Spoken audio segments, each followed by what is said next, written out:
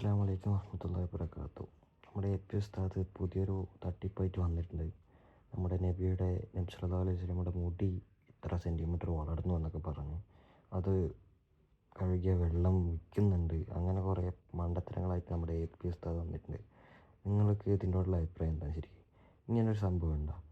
നിങ്ങളുടെ അഭിപ്രായം താഴെ കമൻറ്റ് ചെയ്യുക. കാരണം നബിയുടെ മുടിയെന്നും പറഞ്ഞിട്ട് കുറേ വിശ്വാസികളെ മണ്ടന്മാരാക്കുന്ന ഒരു സംഭവമാണ് എ.പി ഉസ്താദ് എന്നൊരു തട്ടിപ്പ് നടത്തിക്കൊണ്ടിരിക്കുന്നത്. നബിയുടെ മുടി വളർന്നു, അത് കഴുകിയ വെള്ളം വിൽക്കുന്നുണ്ട്, നല്ല വെള്ളമാണ്, അങ്ങനെ ഇങ്ങനെയൊക്കെ പറഞ്ഞ് ഒരുപാട് കാര്യങ്ങൾ പ്രചരിപ്പിക്കുന്നുണ്ട്. പണ്ടൊരിക്കൽ നബിയുടെ മുടി കൊണ്ടുവന്നു, അതിപ്പോൾ മർക്കസിലുണ്ട്, നോളജ് സിറ്റിയിൽ വെച്ചിട്ടുണ്ട്.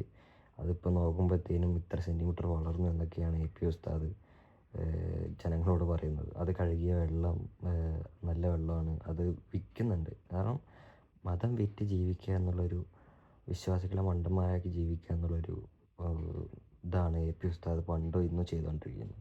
നിങ്ങളുടെ അഭിപ്രായം എന്താണെന്ന് വെച്ചാൽ താഴെ കമൻറ്റ് ചെയ്യും.